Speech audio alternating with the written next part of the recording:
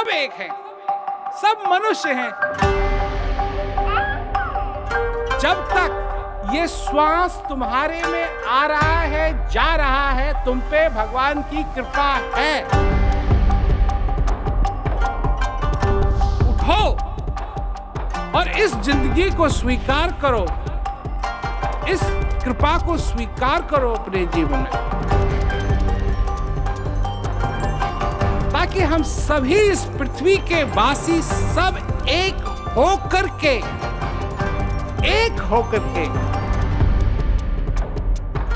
अपनी सबकी तकदीर बदल सके। शांति कोई शब्द नहीं बल्कि एक एहसास है। एहसास उस खुशी का जिसके लिए हर इंसान पूरी जिंदगी मेहनत करता है, जबकि वो एहसास उसके सबसे नजदीक है, जितना और कुछ हो ही नहीं सकता।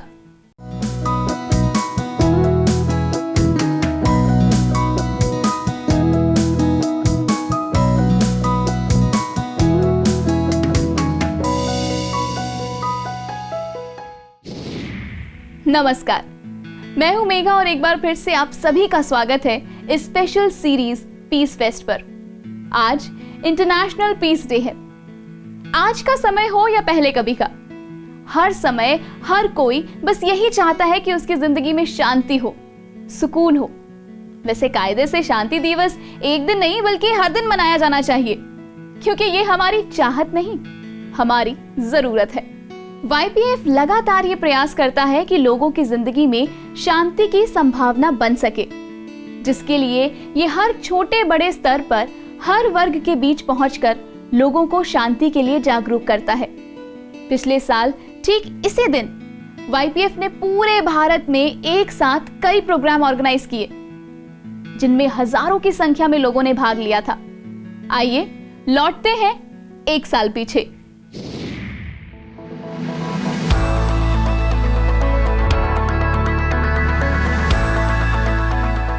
बीते 21 सितंबर YPF ने भारत के कई हिस्सों में इंटरनेशनल पीस डे सेलिब्रेट किया। YPF ने यह दिन walk for piece, plantation for piece और मैसेज फॉर पीस के जरिए सेलिब्रेट किया।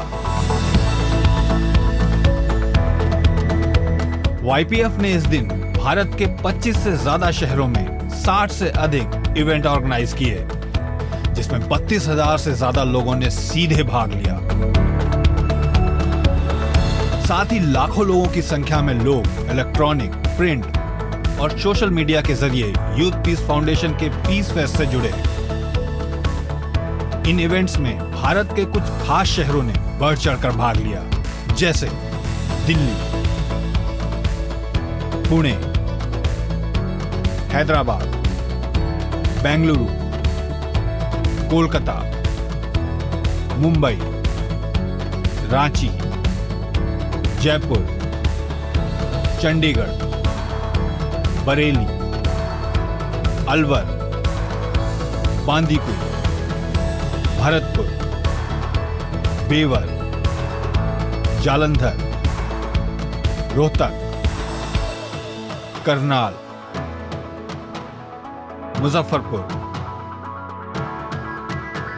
बहादुरगढ़, अंबाला और बाराबंकी शामिल है। सभी जगह वॉक फॉर पीस और प्लांटेशन फॉर पीस के बाद मैसेज फॉर पीस में अंतरराष्ट्रीय शांति वक्ता प्रेम रावत जी के शांति संदेश के जरिए लोगों ने एक कदम बढ़ाया शांति की ओर।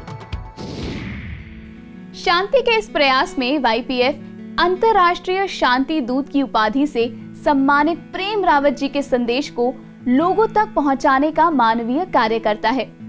प्रेम रावत जी, जिन्होंने 4 साल की छोटी एज से ही लोगों को उनकी जिंदगी में शांति की संभावना को समझाने का प्रयास शुरू किया था, जो आज भी लगातार जारी है।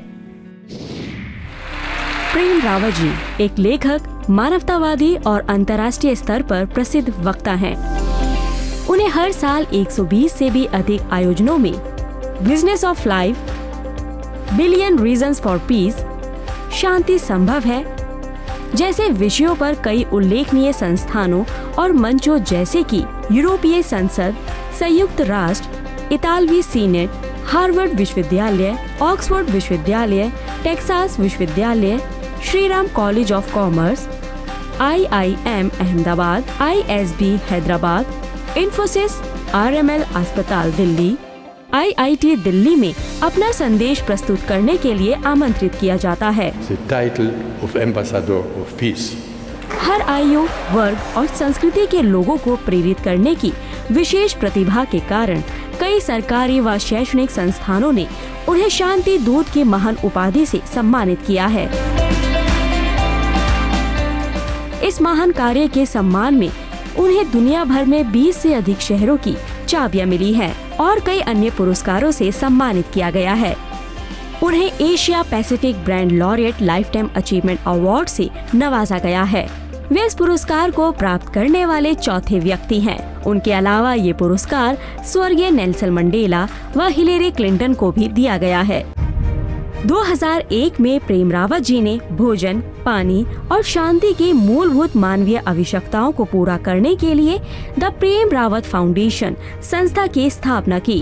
प्रेम रावत फाउंडेशन एक अनोखा प्रयास है जो रांची, नेपाल और घाना में बच्चों व बीमार लोगों को पौष्टिक भोजन उपलब्ध कराता है। TPRF कई संस्थानों, विश्वविद्यालयों, जेलों व सैन्य और अर्ध सैन्य व्यक्तियों के लिए शांति कार्यक्रम भी आयोजित करता है। इस शांति कार्यक्रम में कई सत्र हैं, जो कि दुनिया भर में आयोजित हुए प्रेम रावत जी के कार्यक्रमों के अंशों पर आधारित हैं। ये सत्र प्रत्येक प्रतिभागी को व्यक्तिगत शांति, प्रशंसा, गरिमा, आत्म जागरूकता, स्पष्टता, आशा और संतोष के बारे में और जानने में मदद करते हैं। ये सत्र सभी आयु वर्ग के लोगों द्वारा पसंद किए जाते हैं, क्योंकि इसके द्वारा वे अपने जीवन को आनंदमय बनाने के लिए आवश्यक अपने अंदर स्थित आत्मबल के बारे में सीखते हैं।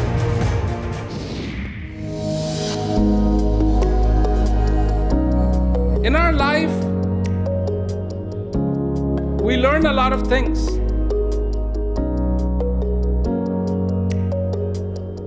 But none of those things that we learn are about us. We learn about others. We learn about our friends. We learn about our family. We learn about our teachers. We learn about our country. We learn about our society. I talk about peace. You know what the problem with peace is? If you can call it a problem, nobody has a clue what peace is. Nobody in this world. No, the world leaders, absolutely not. So the people are running around going, if the society had peace, we would be all happy. Some people think if we all stopped fighting, we would be all in peace. Excuse me. मेरे कहने का तात्पर्य यही है कि जब हम लोग शांति शब्द को सुनते हैं तो हमारे मन में ये धारणा होनी चाहिए कि तो बड़ी अच्छी बात है, ये होना चाहिए। जहां भी मैं जाता हूं और जब ये कहा जाता है कि शांति संभव है तो लोग कहते हैं कैसे कैसे कैसे कैसे। मैं एक प्रश्न पूछना चाहता हूं और वो आप लोगों से पूछना चाहता हूं, और प्रश्न मेरा ये है, वो शांति के बारे में नहीं है, उस बारे में तो मैं समझाऊंगा कि कैसे शांति संभव है। परंतु सबसे पहले प्रश्न ये उठता है कि आप अपने जीवन में किस चीज के लिए जी रहे हैं? जो है उसके लिए या जो नहीं है उसके लिए? मैं धर्म की बात नहीं कर रहा हूं, जो कुछ भी परिस्थिति है, जो कुछ भी परिस्थिति है इस दुनिया की, वो किसने बनाई? अब यहां लोग बैठे हैं जो कहेंगे भगवान ने,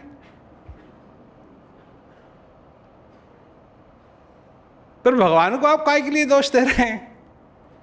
ये भगवान की बनाई हुई नहीं है। भगवान ने पृथ्वी बनाई, भगवान ने आकाश बनाया, भगवान ने मनुष्य को बनाया, और मनुष्य ने जो आज की परिस्थिति है वो उसने बनाई। क्या परिस्थिति है जरा सुनिए। लोग गरीब हैं, ठीक है जी, लोग गरीब हैं, अमीर भी हैं, गरीब भी हैं। चक्कर यह है कि इस सारी 7.7 बिलियन पॉपुलेशन में 1% पैसे को कंट्रोल करती है। ये भगवान की बनाई हुई नहीं है। अगर भगवान की बनाई हुई है तो भगवान को थोड़ी सी क्या कहते हैं मैथ सिखानी पड़ेगी। लड़ाइयों में हम कितना खर्च करते हैं? इतना खर्च करते हैं कि एक साल का वो पैसा जो हम लड़ाइयों में खर्च करते हैं, अगर उसको 7.7 बिलियन लोगों से जो इस पृथ्वी पे रहते हैं उससे बांटा जाए तो सबको $1,853, 1,27,000 अप्रॉक्सीमेटली एक्सचेंज रेट 600 रुपए हर साल के मिलेंगे। देखिए, जितना भी सोना इस पृथ्वी से निकाला गया, जितने भी हीरे इस पृथ्वी से निकाले गए, वो कहीं गए नहीं हैं। ये नहीं है कि किसी के पास 10,000 हीरे थे, वो मर गया तो वो उनको ले गया ना, वो सब यहीं है, सब के सब यहीं है। परंतु आज हम शांति की तरफ ध्यान नहीं दे रहे हैं, और इसलिए नहीं दे रहे हैं, और मैं फिर आता हूं अपने प्रश्न के ऊपर दोबारा, क्योंकि हम जी किस चीज के लिए रहे हैं? उसके लिए जो है या उसके लिए जो नहीं है? आपके घर में परिवार है, आप कितना टाइम अपने परिवार के साथ बिताते हैं? उनकी बात सुनते हैं? उनकी बात सुनते हैं कानों से, उनकी बात सुनते हैं। आप वही हैं जो बोर्ड रूम में जाकर के घंटों बैठेंगे और लोग जो आपके नहीं हैं उनकी बात सुनेंगे। पर घर में जो आपका सेंट्रल बोर्ड है,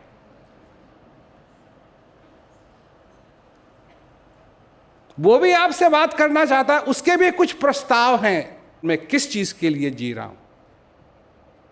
उसके लिए जो मेरे पास है, या मैं उसके लिए जी रहा हूं जो सिर्फ मेरे ख्वाबों में है? मैं ये बन जाऊंगा, मैं ये बन जाऊंगा। जब उन चीजों के लिए जीने लगते हैं तो फिर इस जीवन में सारी की सारी जो मनुष्य की फाउंडेशंस हैं, all the foundations of a human being start to fall apart. When the foundations fall apart, it doesn't matter how well built the building is. It doesn't matter. It will come crumbling down.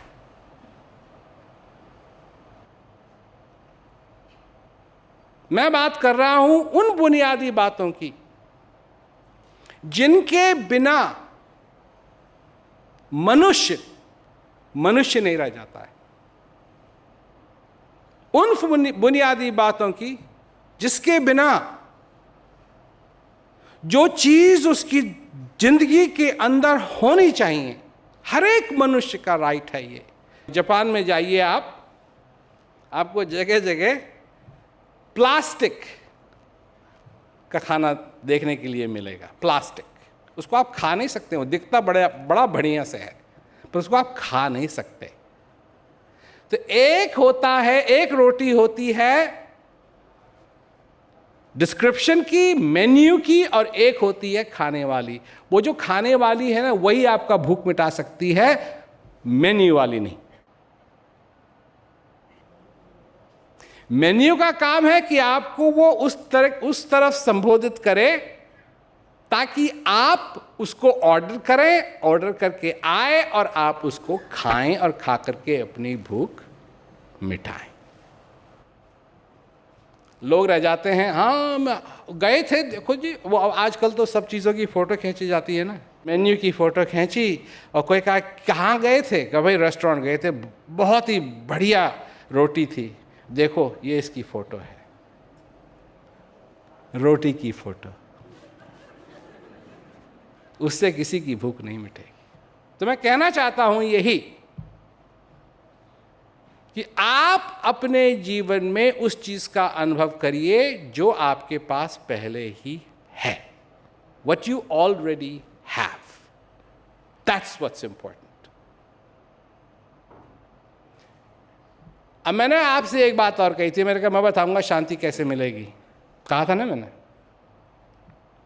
तो जब आप उन चीज़ों को खोजने लगेंगे जो आपके पास पहले ही है, तो सरप्राइज सरप्राइज सरप्राइज, एक चीज़ आपके पास पहले से ही है और उसका नाम है शांति, जो आपके अंदर है।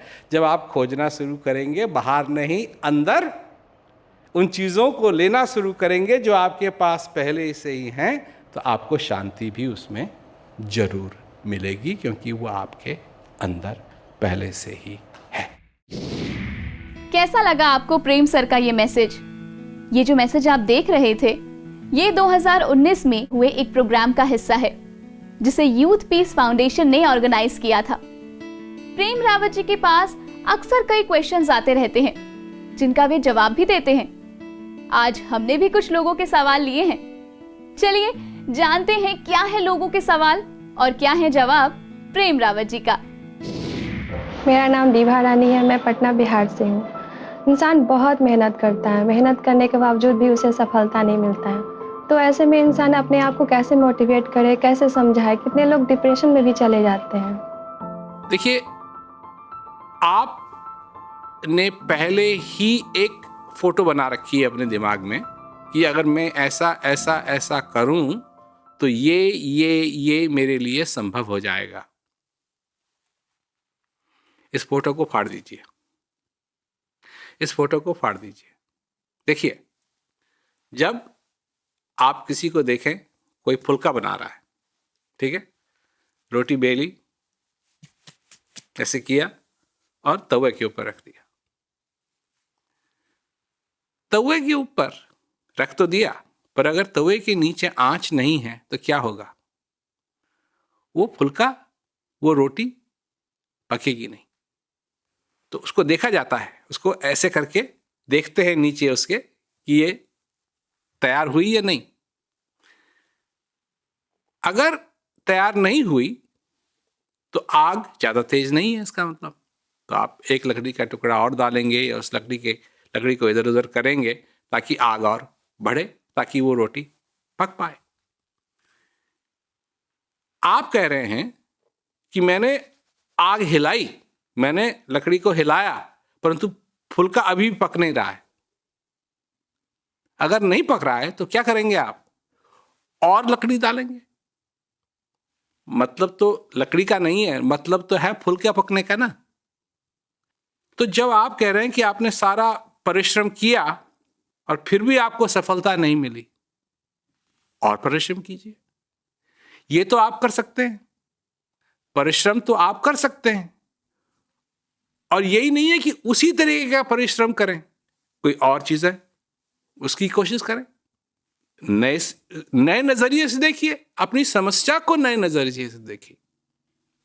कई बार मैं लोगों से कहता हूं कि लोग देखते हैं अपनी समस्या को कि इतनी बड़ी समस्या मेरे सामने है, पहाड़ है।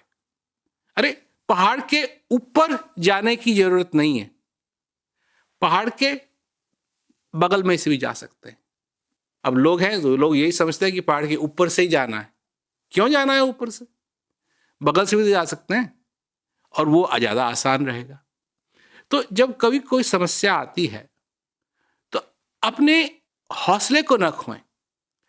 हमेशा याद रखें कि अगर आपका हौसला बना हुआ है तो आप फिर कोशिश कीजिए, फिर कोशिश कीजिए। जब तक ये श्वास आपके अंदर है, जब तक ये जीवन आपके दुनिया में है, जब तक आप जीवित हैं इस दुनिया में, आप हौसला ना भूलिए, मेहनत कीजिए।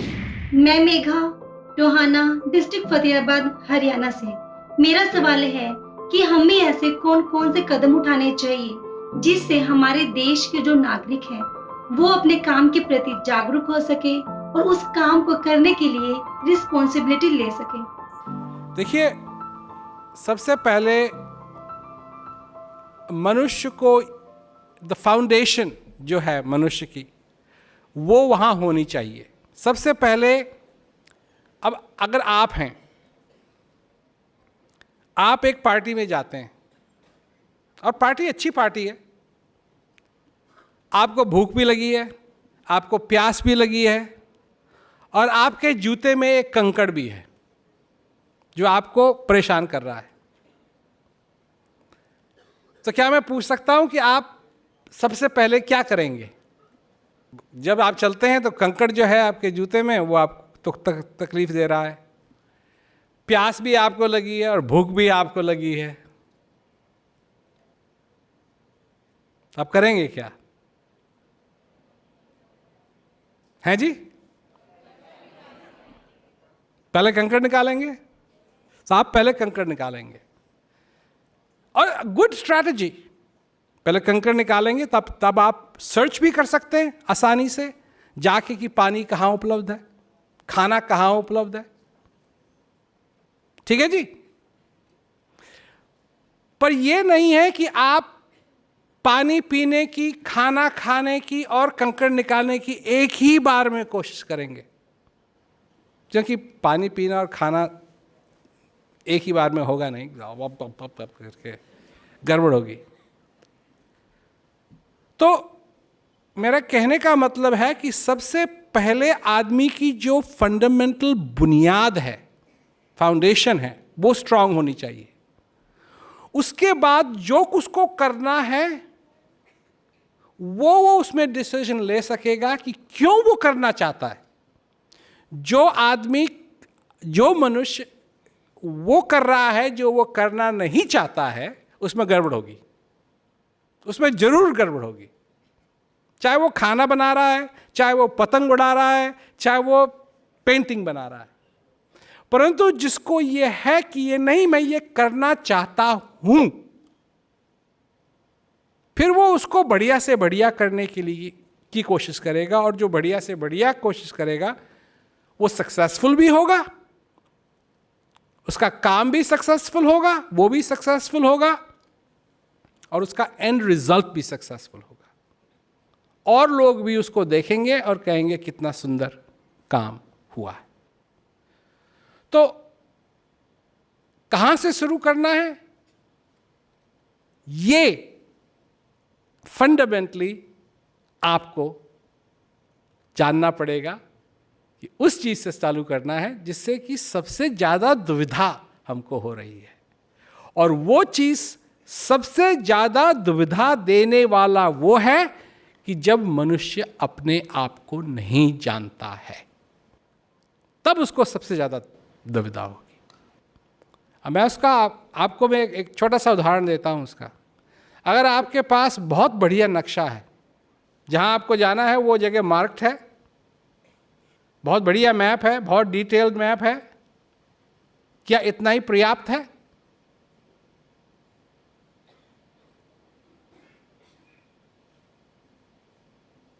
क्या जरूरत है? किस चीज की जरूरत है यार? नक्शे के लिए, जीपीएस के लिए, नेविगेशन के लिए जितने हवाई जहाज उड़ते हैं, जो उड़ रहे हैं जीपीएस को लेकर के, जितनी शिप्स हैं जो इस्तेमाल कर रही हैं जीपीएस को, जितनी कारें हैं जो इस्तेमाल कर रही हैं जीपीएस को, वो सब एक चीज पे डिपेंडेंट हैं, where you are, present position.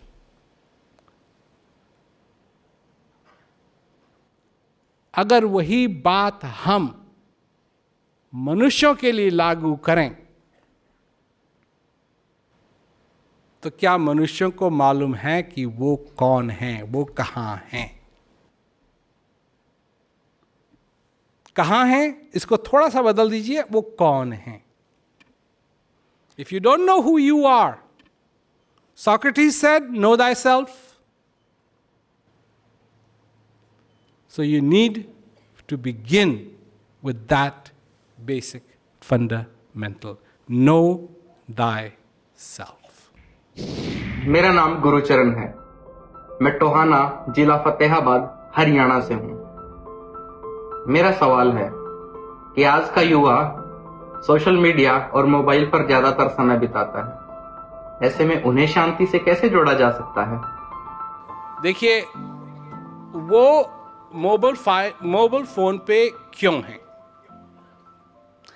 क्या नहीं, ये समझने की बात है, क्या मोबाइल फोन ने ऐसी जरूरत पैदा कर दी है? जब से मोबाइल फोन का आविष्कार हुआ, कोई ऐसी जरूरत या ऐसी चाहत मनुष्य के अंदर पैदा कर दी है जो पहले कभी नहीं थी। सच्चाई यह है कि वो एक जरूरत थी हमारी, जिसको हम जरूरत समझते हैं, पर वो थी चाहत। तो वो क्या थी? वो ये थी कि लोग हमको अच्छा समझें, और हमारा समय अधिकतर लगता था इस बात को जानने के लिए कि हमारे बारे में दूसरे लोग क्या सोच रहे हैं। देखिए, अगर आप यहां 150 साल पहले बैठे होते तो आप मेरी बात नहीं सुन पाते, क्योंकि किसी ने माइक्रोफोन का आविष्कार किया, इन स्पीकर्स का आविष्कार किया, एम्पलीफायर्स का आविष्कार किया। इनकी वजह से आप मेरी बात सुन पाते हैं। समझे ना? इसका यह मतलब नहीं है कि ये बोल रहे हैं, मैं नहीं। जो आवाज है वो उनकी नहीं है, वो आवाज मेरी है। और आवाज से जो कहा जा रहा है वो उनके नहीं हैं, वो मेरे हैं। ये नहीं है।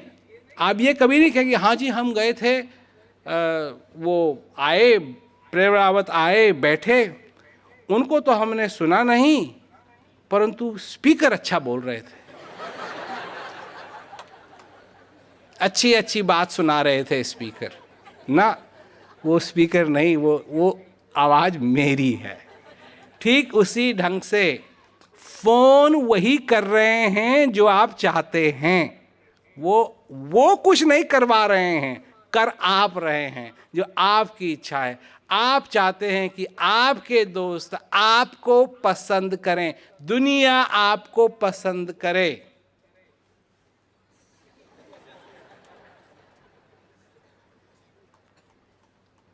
और क्या वो पसंद करेंगे? क्योंकि जो उस समय होता था जब फोन नहीं थे, वो फोन होने के समय में भी होगा। क्या होगा? आपको वो नहीं जानते, आपके छोटे छोटे मैसेज को वो जानते हैं। हम मनुष्य हैं, ये हमारे लिए जरूरी है कि जिसको हम समझना चाहते हैं उसको देखना जरूरी है, उसको जानना जरूरी है, उसको समझना जरूरी है। न तो एक ज़माना आ जाएगा कि जब आपको भूख लगेगी और आप पिकअप डिलीवरी को फ़ोन करेंगे तो आएगा कोई नहीं, आपको सिर्फ खाने की फ़ोटो भेज दी जाएगी। और उस दिन आप जीवन और मौत के बीच में खेल रहे होंगे। पानी की फ़ोटो से प्यास नहीं बुझ सकती। अगर सूरज की फ़ोटो से प्रकाश हो सकता तो फ़ोटो ले लीजिए, फिर आपको बिजली का बिल देने की ज़रूरत नहीं पड़ेगी। भगवान की फ़ोटो से भगवान नहीं मिल सकता, जैसे संतरे की फ़ोटो से संतरा नहीं मिल सकता, केले की फ़ोटो से केला नहीं मिल सकता, पूरी की फ़ोटो से पूरी नहीं मिल सकती। और किसी की बीवी खो जाए तो उसकी फ़ोटो ले लो, फ़ोटो लेके चलो, तसल्ली नहीं होगी। ये मत भूलना। ये तो सही है, हमें समझना होगा कि जरूरत किस चीज की है। कई लोगों के ये सवाल होंगे, मुझे उम्मीद है आप सभी को आपके सवालों का जवाब मिल गया होगा। अच्छा, कई लोगों का एक सवाल और भी है कि प्रेम रावत जी जिस शांति की बात करते हैं उस तक कैसे पहुंचा जाए, उसका क्या तरीका है? इसका एक सरल सा रास्ता है, पीक यानी शांति का उपहार। क्या है ये? चलिए जानते हैं खुद प्रेम रावत जी से। आपकी आंख सबकी आंखों को देखती है, नहीं? पर अपने को नहीं देख सकती। अपनी आंख को खुद देखने के लिए आपको आईने की जरूरत है। वो आईना जब तक आपको नहीं मिलेगा तब तक आप अपनी आंख को नहीं देख पाएंगे, और जो आपके घट में है उसको भी आप समझ नहीं पाएंगे, देख नहीं पाएंगे जब तक वो आपको वो आईना न मिल जाए। तो इसी प्रकार ज्ञान है, और उसको जानने की, उसको पूरा करने की प्रक्रिया, उसको हम कहते हैं peak. Peace, education and keys, ज्ञान कुंजी। सबसे पहले समझें, विचारें, और हमारे पास प्रत्यक्ष वो रास्ता है ताकि आप उस चीज तक पहुंच सकें। जो लोग जिन्होंने मेरा संदेश सुना है और किसी रूप में वो प्रभावित हुए हैं और वो और जानना चाहते हैं, और वो, क्योंकि मैं जो कहता हूँ, जो शब्द हैं वो सिर्फ खाली शब्द नहीं है, उसके पीछे भी कुछ है, और वो चीज़ है उस चीज़ को जानना जो हमारे अंदर है। तो पीक चालू होता है इस तरीके से कि जो कुछ भी आपने सुना है ये बहुत कॉन्सेंट्रेटेड तरीके से आपके सामने रखा जाता है। इस तरीके से रखा जाता है कि आप इन बातों को, जो मूल बातें हैं, इनको समझिए। तो इसको समझने के लिए ये पीक बनाई गई है ताकि आप आराम से अपनी पेस पे, अपने कदमों अनुसार इसको समझ सकें। और जब उस लेवल तक पहुंच जाएंगे जब कि आप चाहते हैं, तो आप इस ज्ञान के लिए, इस ज्ञान को मांग सकते हैं।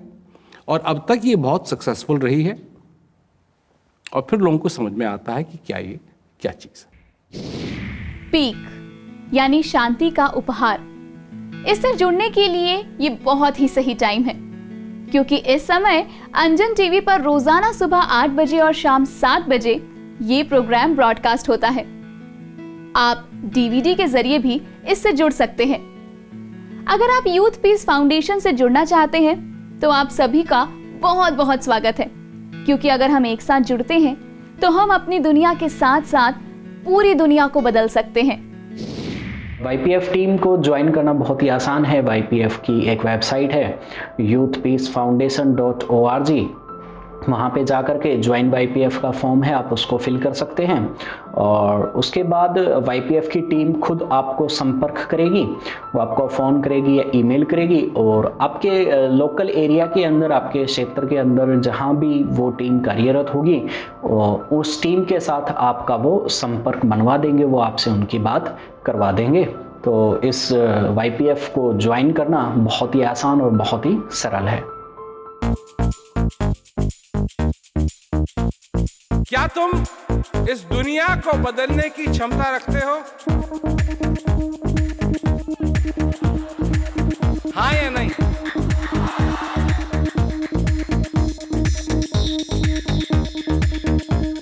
जोश के साथ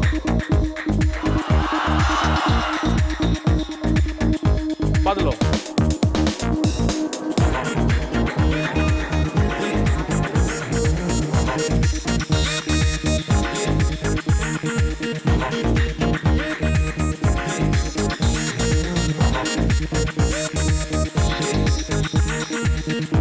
कहां से चालू करो? अपनी दुनिया से। अपनी दुनिया से चालू करो और मैं सच कहता हूं कि तुम दुनिया बदल दोगे।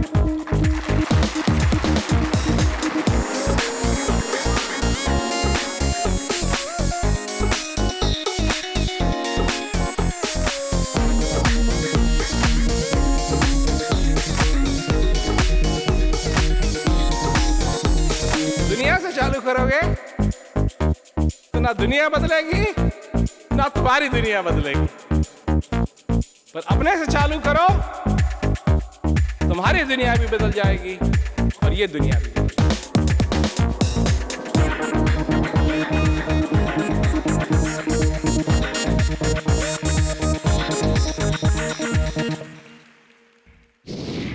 आप भी जुड़िए YPF के साथ और एक कदम बढ़ाइए शांति और मानवता की ओर। लो जी, फिर से समय इशारा कर रहा है। अच्छा, 3 दिन कब बीत गए पता ही नहीं चला। खैर, तो अब मुझे दीजिए इजाजत, फिर मिलूंगी किसी दिन। तब तक के लिए स्वस्थ रहिए, आसपास सफाई रखिए और ध्यान दीजिए 2 गज की दूरी, मास्क है जरूरी। फिर मिलेंगे जल्दी। आप एंजॉय कीजिए ये सॉन्ग।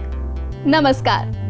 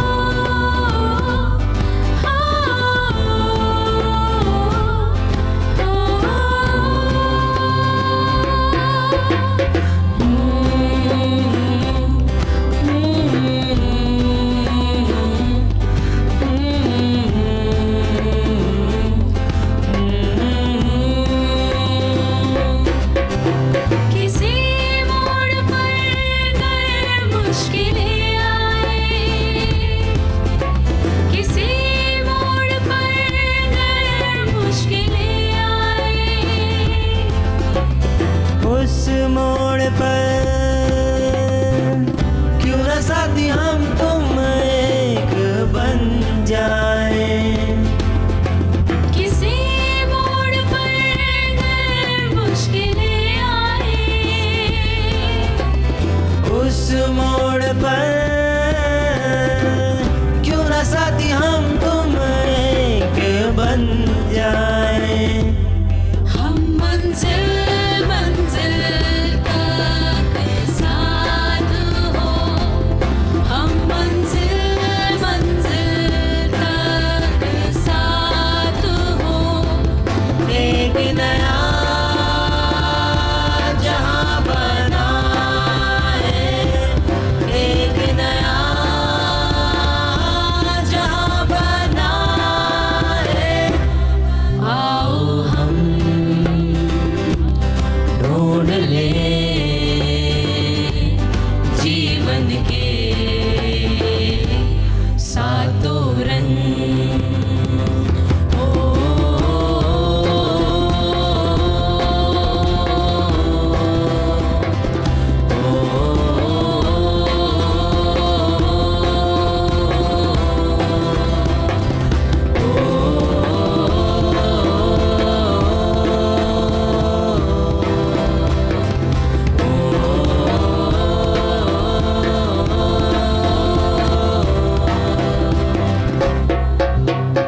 दुनिया क्यों हो वीरान, रब भी क्यों ना हो मेहरबान। दुनिया क्यों हो वीरान, रब भी क्यों ना हो मेहरबान। मिलकर गाएं एक तराना, ढूंढे खुशियों का खजाना। मिलकर गाएं एक तराना, ढूंढे खुशियों का खजाना। Solo juntos entraremos un mundo de color, humanidad. We are one from today. We'll color light.